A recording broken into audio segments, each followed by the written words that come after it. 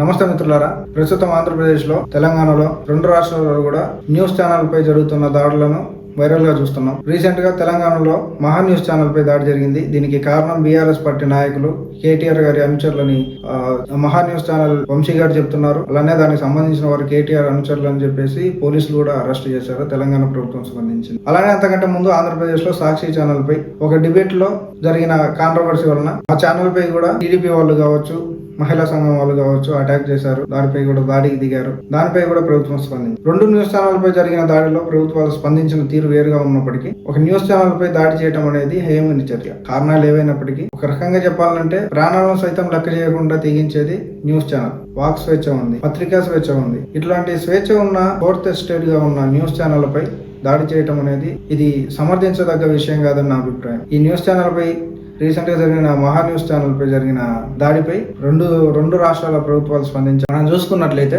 సాక్షి channel పై జరిగిన దాడి విషయం పట్ల ఎంతమంది స్పందించారు అనేది అందరికీ తెలిసిన విషయం. కానీ మహా న్యూస్ ఛానల్ పై జరిగిన దాడిలో గట్టిగా స్పందించారు తెలంగాణ ముఖ్యమంత్రి రేవంత్ రెడ్డి, ఆంధ్రప్రదేశ్ ముఖ్యమంత్రి నారా చంద్రబాబు నాయుడు, అలానే లోకేష్, పవన్ కళ్యాణ్, ఇలా చాలా మంది స్పందించారు. ఎక్స్ ద్వారా వాళ్ళు ట్వీట్ చేశారు. అది చూసుకున్నట్లయితే ముఖ్యంగా ఆంధ్రప్రదేశ్ ముఖ్యమంత్రి నారా చంద్రబాబు నాయుడు పెట్టిన ట్వీట్ ఏంటంటే, తెలుగు రాష్ట్రాల్లో ప్రముఖ మీడియా ఛానల్ మహా న్యూస్ ప్రధాన కార్యాలయంపై జరిగిన దాడిని ఖండిస్తున్నాను. హైదరాబాద్లోని ఛానల్ కార్యాలయంపై దుండగులు దాడి చేసి విధ్వంసం సృష్టించడం దారుణం. ప్రజాస్వామ్యంలో ఇలాంటి దాడులకు చోటు లేదు. బెదిరింపులకు, దాడులతో మీడియాను కట్టడి చేయాలనే ఆలోచన మంచిది కాదు. ప్రజలు, సమాజం దీన్ని ఆమోదించరు. మహా న్యూస్ యాజమాన్యానికి, సిబ్బందికి, జర్నలిస్టులకు సంఘీభావం తెలుపుతున్నానని మన ఆంధ్రప్రదేశ్ రాష్ట్ర ముఖ్యమంత్రి చంద్రబాబు నాయుడు ట్వీట్ చేశారు. ఇదే మాదిరిగా రీసెంట్గా జరిగిన సాక్షి ఛానల్పై జరిగిన దాడిని తప్పు ఏదైనప్పటికీ దానికి సంబంధించిన వారిని అరెస్ట్ చేశారు. ప్రభుత్వం తగిన చర్యలు తీసుకుంటుంది. అరెస్ట్ చేసిన తర్వాత జరిగిన ఈ దాడి పట్ల ఏ ప్రభుత్వాలు కూడా స్పందించలేదు, ఏ నాయకులు కూడా స్పందించలేరు. సరే, అది వేరే విషయం. తర్వాత మళ్ళీ మన ఐటీ మినిస్టర్ నారా లోకేష్ గారు పెట్టిన ట్వీట్ ఏంటంటే, హైదరాబాద్ మహా టీవీ హెడ్ ఆఫీస్ పై దాడిని తీవ్రంగా ఖండిస్తున్నాను. ప్రజావాణి వినిపించే మీడియాపై దాడి ప్రజాస్వామ్యంపై దాడి చేయగానే మహా టీవీపై దాడి చేసిన వారిపై చర్యలు తీసుకోవాలని తెలంగాణ ప్రభుత్వాన్ని కోరుతున్నాను. కథనాలు ప్రసారాల పట్ల అభ్యంతరాలు ఉంటే తెలియజేయవచ్చు, వివరణ కోరవచ్చు, ఖండన అడగవచ్చు. ఇటువంటి దాడులు క్షమార్హం కాదు.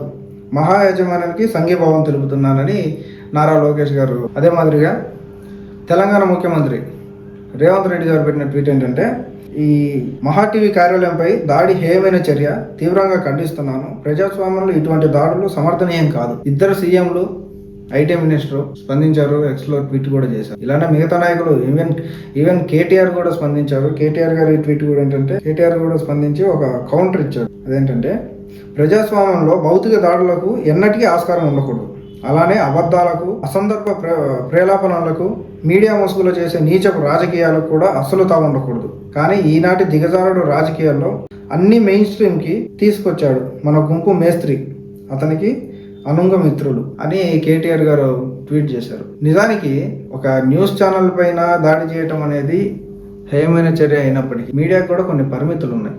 మీడియా కూడా దిగజారుడు, ఇప్పుడు రాజకీయ నాయకులు ఎలా అయితే దిగజారుడు రాజకీయాలు చేస్తున్నారో సేమ్ మీడియా కూడా దిగజారుడు మీడియాగా మారింది. మహా న్యూస్ ఛానల్పై దాడి చేయటం, న్యూస్ ఛానల్పై అలా అనఫిషియల్గా వెళ్ళి రాళ్ళు విసిరి అక్కడ ఉన్న ఆఫీస్ను ధ్వంసం చేయడం అనేది తప్పే. దాన్ని ఎన్నిసార్లు ఈ విషయం మాట్లాడితే అన్నిసార్లు ఖండిస్తాం. కానీ మహా న్యూస్ ఛానల్ కూడా లిమిట్స్ క్రాస్ చేసి విలువలు లేని న్యూస్ని పబ్లిష్ చేస్తున్నాయి. మనం చూసుకున్నట్లయితే మహా న్యూస్ ఛానల్లో థంబ్నెయిల్స్ ఎంత దారుణంగా పెడతారండి. మీకు ఇక్కడ డిస్ప్లే పైన ప్లే చేస్తాను, మీరు చూడొచ్చు. మహా న్యూస్ ఛానల్లో ఉన్న థంబ్నెయిల్స్ చూస్తే ఒక్కొక్కటి చదివినిపిస్తాను, పక్కన కూడా డిస్ప్లే చేస్తాను చూడండి. చెప్పేవి శ్రీరంగ నీతులు, దూరేవి గుడిసెలని. ఇది థంబ్నెయిల్. ఏంటి, కేసీఆర్ కేటీఆర్ ఫోటో పెట్టి మరి చెప్పేవి శ్రీరంగ నీతులు, చేసేవి గుడిసెలు అని. అంటే గుడిసెలు అని అంటే అర్థమైంది, మాజీ ముఖ్యమంత్రి ఆయన ఫోటో పెట్టి నువ్వు పెట్టిన థంబ్నెయిల్ ఇది. నెక్స్ట్ ఇంకా కొన్ని చాలా మన పదాలతో చెప్పలేని థంబ్నెయిల్స్ కూడా పెట్టారు. పాత ఒక కొన్ని సంవత్సరాల బ్యాక్ వెళ్తే, నన్నే భయపెట్టాలని చూస్తావా, నా ఎంట్రుకు కూడా పీకలేవు. ఇది న్యూస్ ఛానల్లో మనం మాట్లాడాల్సిన మాటల. ఇప్పుడు జరిగిన దాడి గురించి చూస్తే, నువ్వు వస్తావా, నీ రౌడీలు వస్తారా, రండి తేల్చుకుందాం. ఆంధ్రప్రదేశ్ విషయానికి వస్తే, లిక్కర్ స్కామ్ డబ్బుని వైట్ గా మార్చిన జగన్ నువ్వు చూసావా? లిక్కర్ స్కామ్ డబ్బుని వైట్ గా మార్చిన జగన్ అనేది థంబ్నెయిల్ పెట్టారు. నువ్వు చూసావా? ఆ వీడియోని ఓపెన్ చేసి లోపల ఏమైనా కంటెంట్ ఉందా, ఇలా ఏమైనా సాక్ష్యాలు సాధించారు అనుకుంటే ఏముండదు. డల్లా డిబేట్ పెడతారు, ఎవరినో కూర్చోబెడతారు, వాళ్ళు ఏదో వాగుతారు, దాన్ని తమ్ముళ్ళుగా చూసే ప్రజలు నీ కాడి నుంచి ఒక న్యూస్ ఛానల్ అంటే నీ పదాలు విని ప్రజలు నేర్చుకోవాలి, నిజం చెప్పాలి, నిజం తెలుసుకోవాలి. అట్ ది సేమ్ టైం నువ్వు మాట్లాడే మాటలను బట్టి మనం ఎలా ఉండాలి అనేది సామాన్య ప్రజలు, తెలివి జ్ఞానం లేని ప్రజలు, చదువు లేని ప్రజలు నేర్చుకోవాలి. అది విషయం. నువ్వు అలా కాదని నీ మాట తీరే. మొన్న చంద్రబాబు నాయుడు గారు ప్రెస్ మీట్ పెడితే జగన్ అంతం చేస్తాను అన్నదానికి మీరు ఖండించాల్సింది పోగొట్టి దానికి ఒత్తాసు. అది ఏదో చంద్రబాబు కోసమే పెట్టిన మీడియా అన్నట్టు, చంద్రబాబు కోసం పెట్టిన సోషల్ మీడియా అన్నట్టు మెయిన్ స్ట్రీమ్ మీడియా మీరు ప్రజల పక్షాన నిలబడాలండి. ప్రజల కోసం మీరు పోరాడాలి, ప్రజల కష్టాల కోసం మీరు పోరాడాలి. ఒక పార్టీకి, ఒక కులానికి, ఒక వర్గానికి మీరు సపోర్ట్ చేసినన్ని రోజులు ఇప్పుడు దీనివల్ల మీకు ఒరిగింది ఏంటి?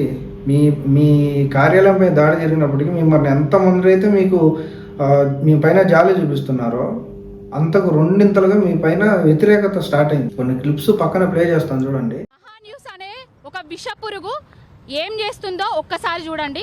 ఇట్లాంటి థంబ్నెయిల్స్ పెట్టి తెలంగాణ తీసుకొచ్చిన బాపు కేసీఆర్ గారి వ్యక్తిగత ప్రతిష్ట భంగం కలిగించే విధంగా చేస్తుంది. బురద జల్లే కార్యక్రమాలు చేస్తున్నారు. ఇంకొకటి అక్కడ పులి ఇక్కడ తోకున్నది అనే కార్యక్రమాలు మొదలుపెట్టిరు. ఏమైతుంది తెలంగాణ రాష్ట్రంలో అంటే తెలంగాణ రైతన్నలకిచ్చిన, తెలంగాణ రాష్ట్ర ప్రజలకిచ్చిన హామీలకు బురుడి కొట్టించిర్రు, బురదల కలిపిండ్రు, గంగలో దొక్కేసిర్రు. ఇప్పుడు ఒక్కటే పెట్టుకున్నారు, బనకచెర్ల నీళ్లను ఆంధ్రాకు కట్టబెట్టుడు. తెలంగాణలో ఏదైనా టాపిక్ రావాలంటే అది ఫోన్ ట్యాపింగ్ అని ముందట పెట్టి ఓ రోత మాటలు మాట్లాడుకుంటా రోజుకొకడు దీని మీద విషం కక్కుతున్నారు. అసలు ఆలు లేదు, సూలు లేదు, కొడుకు పేరు ఫోన్ ట్యాపింగ్ అన్నట్టుగా చేస్తున్నారు తెలంగాణ రాష్ట్రంలో. చెంబుగాడి చెంచలు ఇవన్నీ విషము కక్కుకుంటా న్యూసులు ప్రచారం చేస్తానే. కేసీఆర్ గారి మీద, కేటీఆర్ అన్న మీద, హరీష్ అన్న మీద వ్యక్తిగత ప్రతిష్ట భంగం కలిగించే విధంగా ఎవడన్నా బురద జల్లే కార్యక్రమాలు చేసిండ్రనుకోండి, ఈటికా జవాబ్ పత్తర్సే దెంగే. ఇవాల్టి నుంచి కొడుకులారా ఒక్కొక్కడిని మడతపెట్టి దంచుతాం. ఇవాళ స్టూడియో వల్ల కొట్టిరు కావచ్చు, రేపు మాత్రం మీ ఇళ్లకి వచ్చి చెప్పుల దెబ్బలు మాత్రం పడతారు ఒక్కొక్కడు. కొంచెం మా నాయకుల మీద మాట్లాడేటప్పుడు, బీఆర్ఎస్ పార్టీ మీద మాట్లాడేటప్పుడు ఒళ్ళు దగ్గర పెట్టుకొని మాట్లాడుర్రి, ఖబర్దార్ నా కొడుకులారా.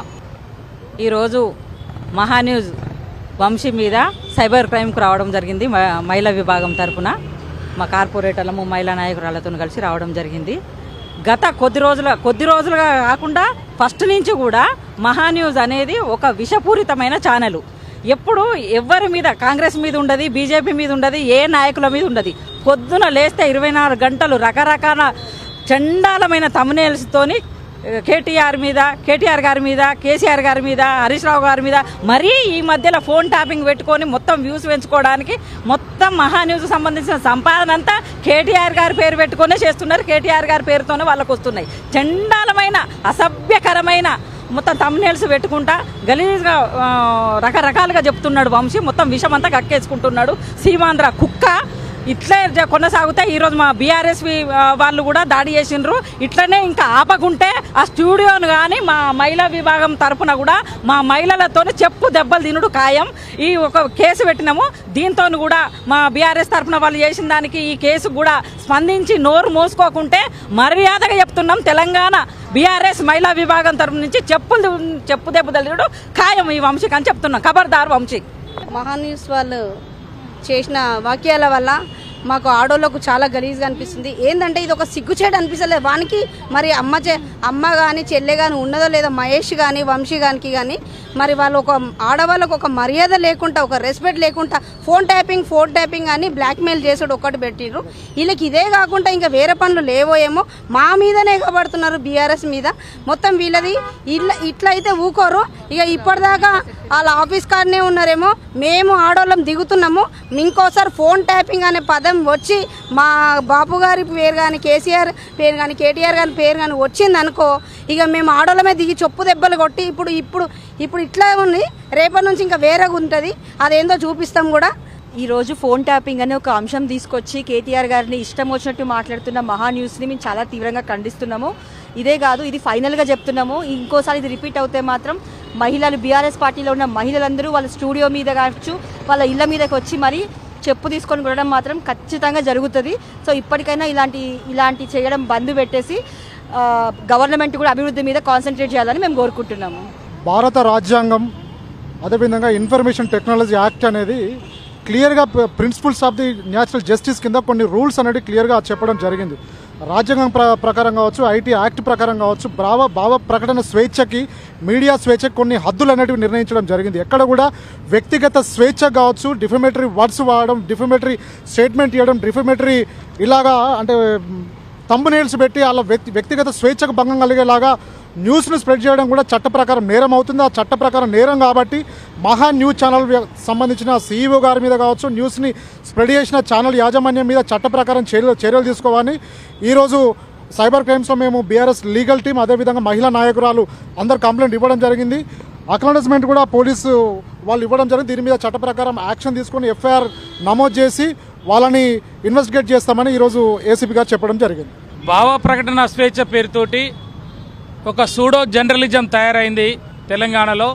ఆ రోజు తెలంగాణ రాష్ట్రం కొరకు మనం ఉద్యమం చేసిన రోజు కూడా ఇలాంటి శక్తులు, వ్యక్తులు తెలంగాణ ఉద్యమాన్ని నీరుగార్చడానికి ప్రయత్నం చేశారు.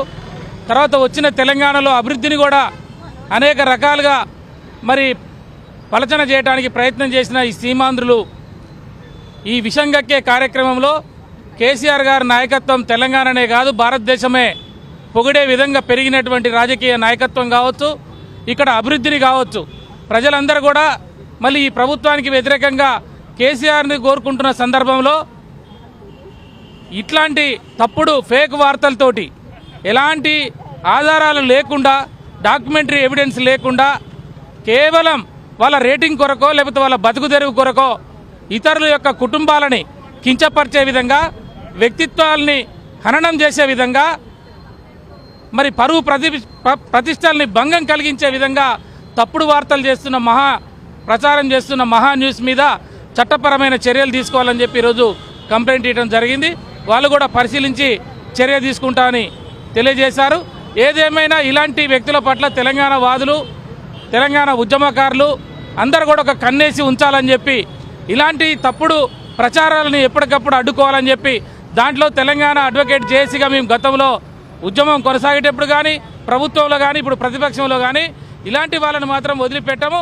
రేపు అవసరం అనుకుంటే కోర్టులో డిఫమేషన్ కేసు వేసి కూడా వాళ్ళని కోర్టుకు ఈడుస్తామని చెప్పేసి కూడా తెలియజేస్తా ఉన్నాం. దాడి మీ మీద జరిగి కూడా ప్రజలలో మీ మీద వ్యతిరేకత వచ్చిందంటే చూడండి, ఆంధ్ర మీడియా అని తెలంగాణ ప్రజలు మొత్తం అంటున్నారు. ఎందుకు? మీ దిగజారుడు జర్నలిజం వల్ల, దిగజారుడు మాటల వల్ల, దిగజారుడు డిబేట్ల వల్ల. పార్టీకి సపోర్ట్ చేస్తే చెయ్యొచ్చు, అది మీ వ్యక్తిగతం. కానీ మీడియాని అడ్డం పెట్టుకుని ఇంకా ఆ పార్టీ డబ్బులు తిన్నందుకు, ఆ పార్టీకి సపోర్ట్ చేస్తున్నందుకు మిగతా పార్టీలను కానీ మిగతా రాజకీయ నాయకులను కానీ తొక్కి పడేయాలి అన్నట్లుగా చేయటం వల్ల ఇది జరిగిందని చాలా మంది అభిప్రాయపడుతున్నారు. సోషల్ మీడియా ఓపెన్ చేస్తే ఏ ఒక్కరు కూడా మీ వర్గానికి మీరు సపోర్ట్ చేసే పార్టీ వాళ్ళకి సంబంధించిన వాళ్ళు తప్ప మిగతా ఎవ్వరు కూడా మీకు సపోర్ట్ చేస్తున్న దాఖలాలు లేవు, కనిపించట్లేదు. ఇంత దిగజారుడు జర్నలిజం మీరు చేసి మళ్ళీ మీరు అనేది ఏంటి? యూట్యూబర్లు, యూట్యూబ్ ఛానళ్ళు ఇవి రావటం వల్ల మెయిన్ స్ట్రీమ్ మీడియాకి విలువలు తగ్గుతున్నాయి. మీరు విలువలు తగ్గించుకోవటం వల్ల వాళ్ళు పుడుతున్నారు. మనం చూస్తే తీన్మార్ మల్లన్న, అది ఒక యుద్ధం. ఆ గవర్నమెంట్ ని ఈ గవర్నమెంట్ రెండింటిని ఏకపారేస్తున్నాడు. ఇప్పుడంటే కాంగ్రెస్ లేకపోయినాక మారిందనుకో. జర్నలిస్ట్ శంకర్, తులసి చందు ఇలాంటి వాళ్ళు ఎంతమంది వాళ్ళు ఇస్తున్న కంటెంట్ కూడా మీరు ఇవ్వట్లేదు. ప్రజల సమస్యలపైన వార్తలు ఎక్కడ ఉన్నాయండి?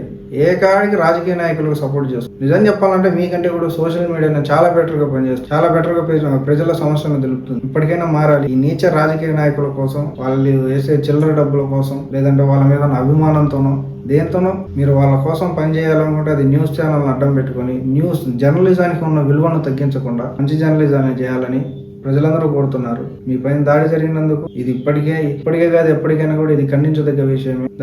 దానిపైన ప్రభుత్వం చర్యలు తీసుకుంటుంది, పోలీసులు అరెస్ట్ చేశారు. ఫర్దర్ స్టెప్ ఏంటనేది గవర్నమెంట్ చూసుకుంది. అలానే మీరు కూడా ఇలాంటి దిగజారుడు జర్నలిజాన్ని మానుకోవాలి.